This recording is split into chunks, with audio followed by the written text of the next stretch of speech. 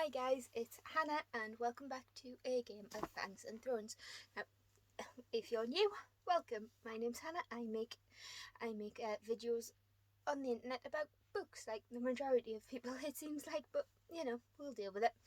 And if you're a returning subscriber, thank you for subscribing and returning to watch my videos. Now, today's video is partly inspired by a few of you in the comments who said you loved my channel name, which is obviously A Game of Fangs and Thrones. And it got me thinking about why I liked the channel name, why I chose that channel name, the books it was inspired by, and what other books have left a mark on me that I enjoyed reading. So we'll just get straight into it.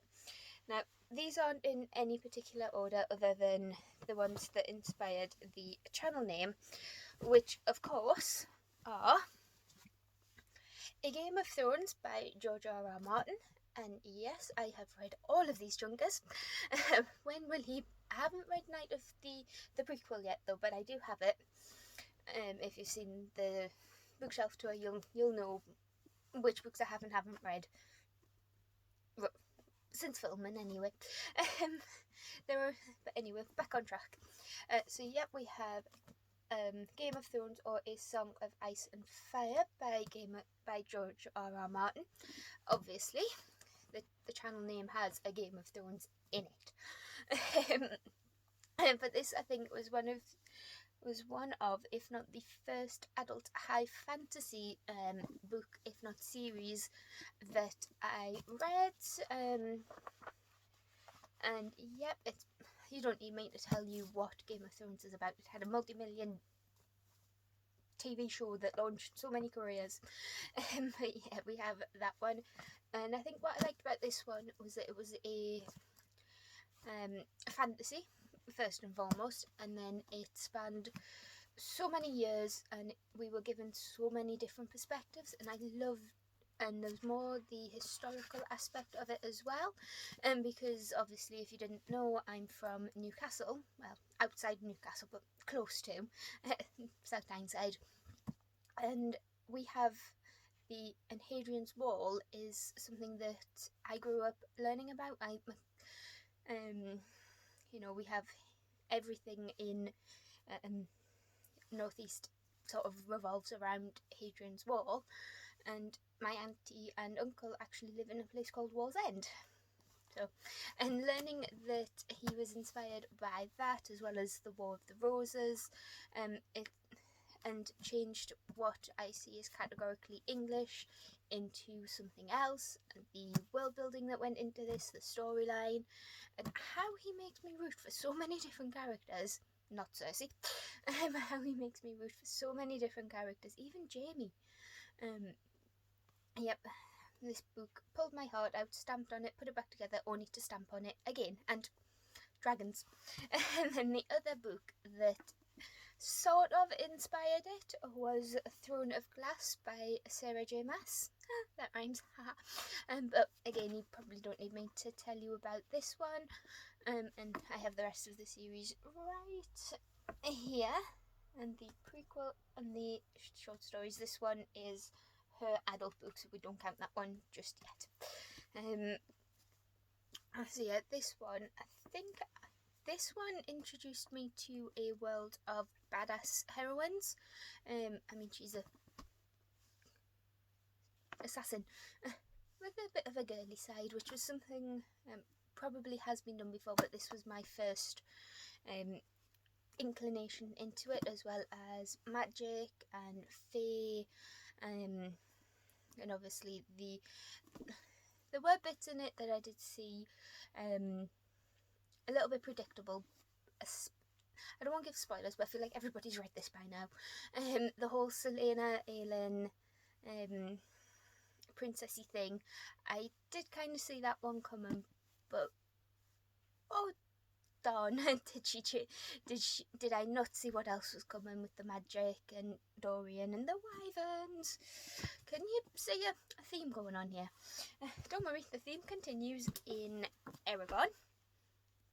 Classic fantasy with dragons and magic and did really like the idea of the rider and dragon bond. But again, I feel like everybody knows about this book, but basically Eragon is the story of a young boy who finds this stone in this wood. He takes the stone home hoping to sell it, but it turns out that the stone is actually a dragon. Dragon hatches, he names her Saphira, and they go on all sorts of adventures, and it is brilliant. Okay, the purists and everything will say, oh, it's all fantastic, it's all tropey, and yeah, but who cares? It's so enjoyable. The other dragon book we have is Aeon by Alison Goodman. This is the first book in a duology. The second one is Iona, and we follow Aeon, who is training to be a dragonite. These people, it's heavily inspired by Chinese Eastern mythology. You have these 12 dragons, and they all, these are spirit dragons, and the dragoneyes use their power to harness their power to stop natural disasters. It's been a while since I've read it, but it does stick in my brain.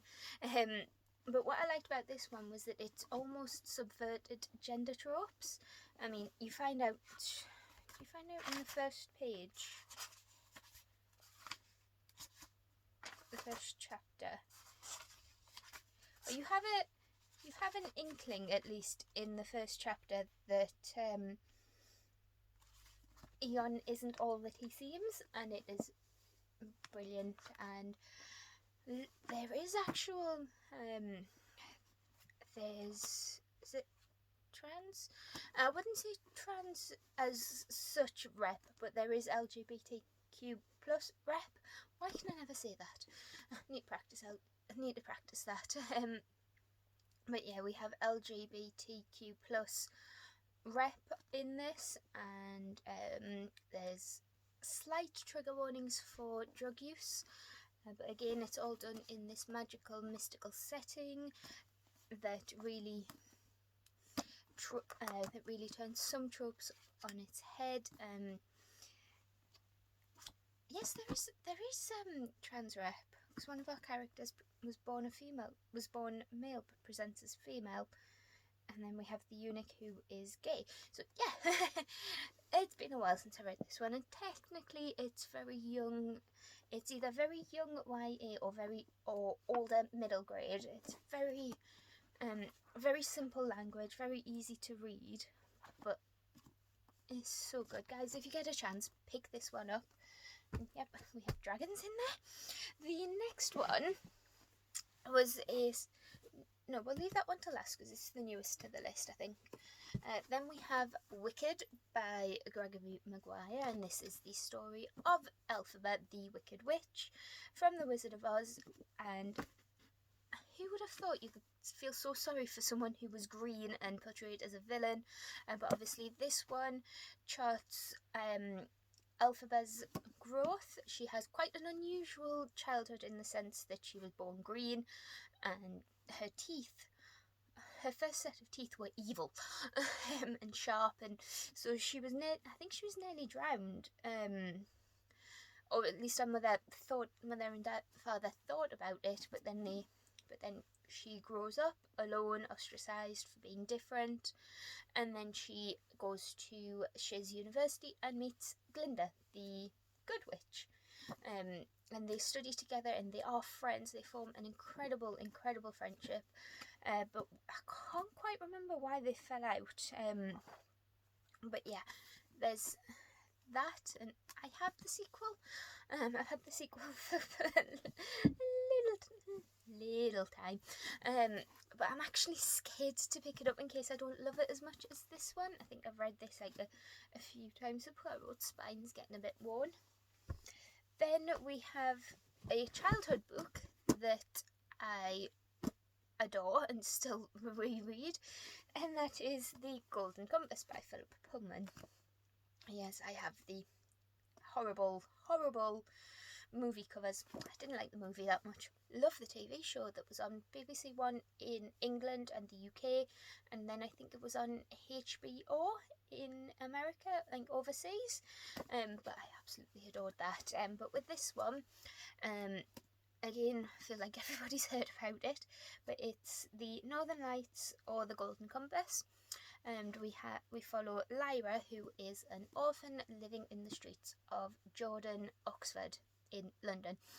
But it's not our London, it's a London there where people's souls have split, and that part of their soul manifests as a demon and an animal companion when these people are younger. Before puberty, the demons can shift their form to fit the circumstance or whatever that child is feeling at the time. Then around puberty, so about 12, 13 I would say, depending on the age of the child and the mental maturity and all that, the demon starts to settle, and that's where the magisterium come in. Now, the magisterium are the church, so there's an argument in here about sin and the church taking over, which I think the movie sort of glossed over a little bit. But yeah, we have the magisterium who are trying to take over. They are trying to control dust with a capital D. With dust with a capital D, and they're investigating where this comes from, because the magisterium think that dust is the original sin. It enters children, adults through their demons, and they're trying to cut that.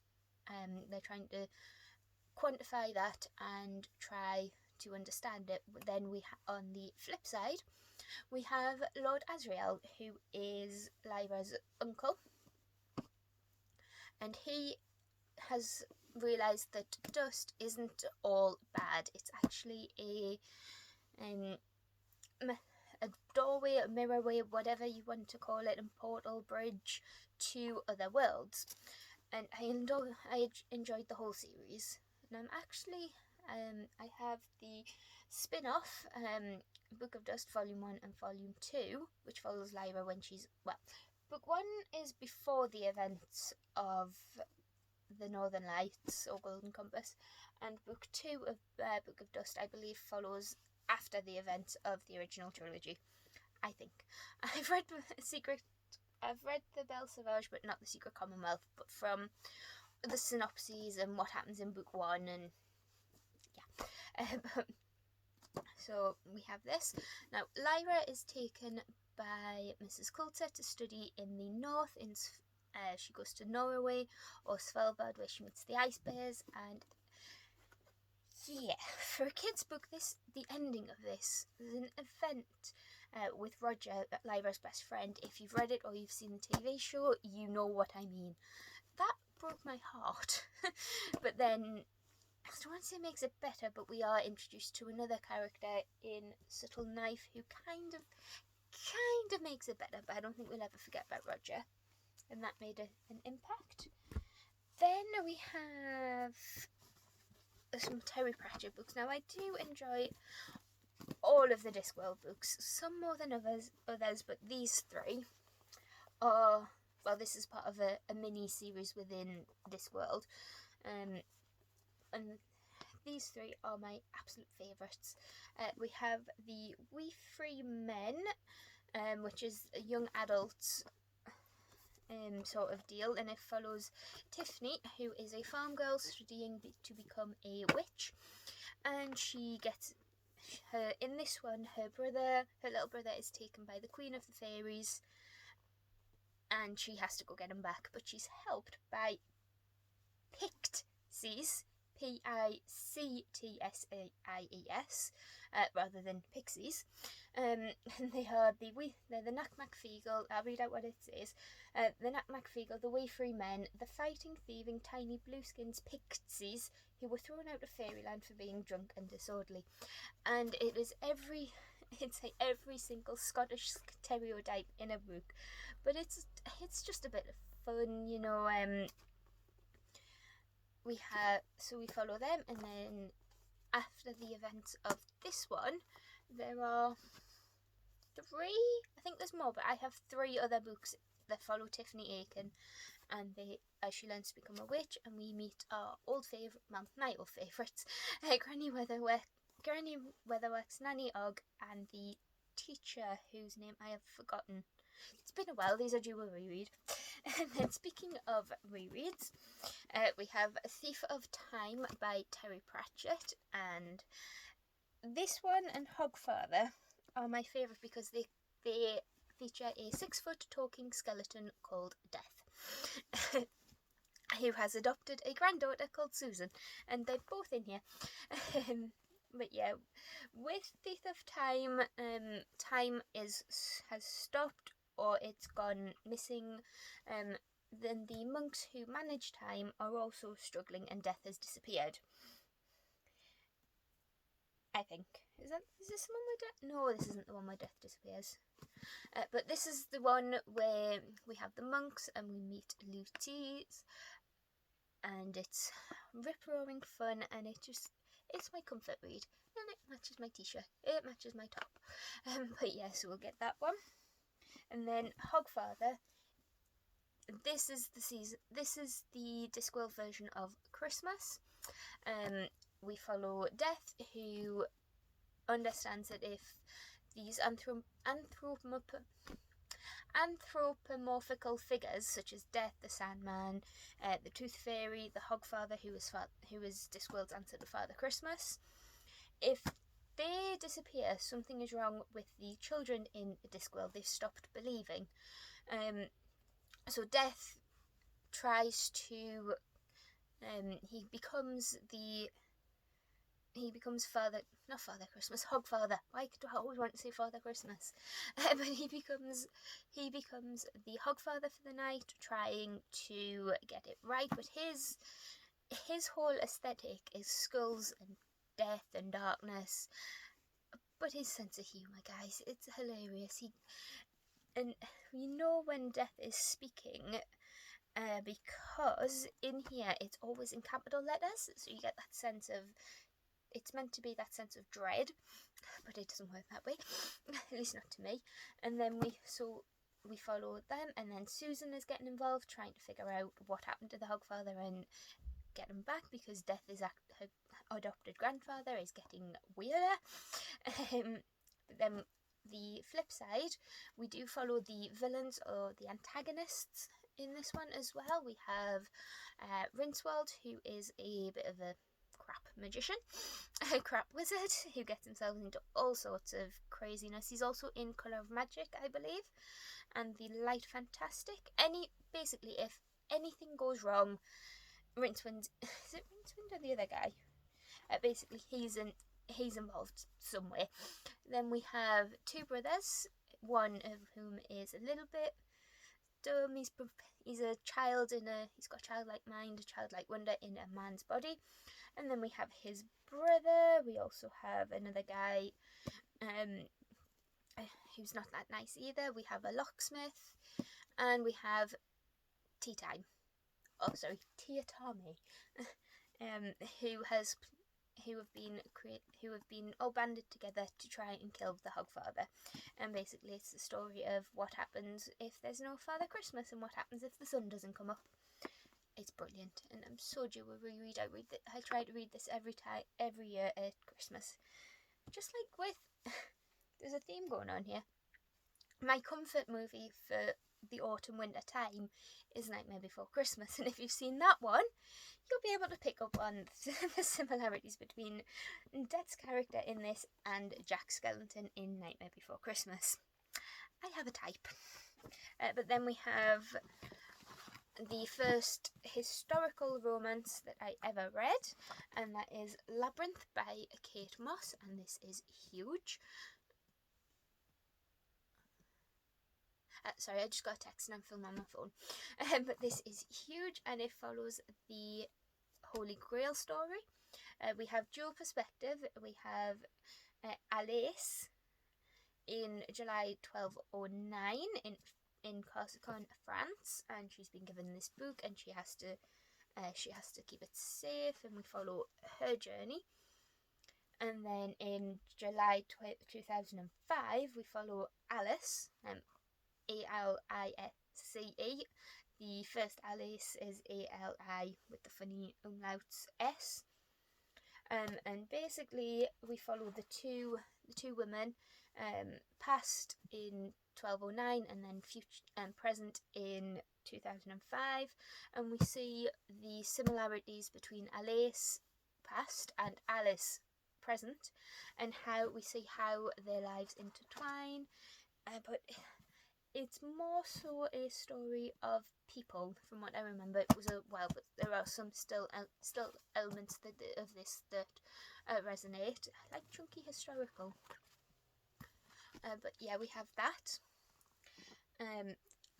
And then we have Eleanor Oliphant is Completely Fine by Gail Honeyman. Now this is a hard book to read. It has quite a few trigger warnings. A big one, I'm not affected, but if you are, there's drug abuse, alcohol abuse possibly, there's a suicide attempt, and then there's mental health, which is handled brilliantly, I do have to say that. But in this we follow Eleanor, who is she's 30 or 40. I think she's 30. Yeah, she's about 30 years old, and she is a burn survivor. And the burn is on her face, so she's quite physically. It's quite a visible scar. She also has eczema as well, so she has these visual differences, and she kind of just keeps to herself. You know, she's the average person that you would see in the street that might be a little bit up themselves.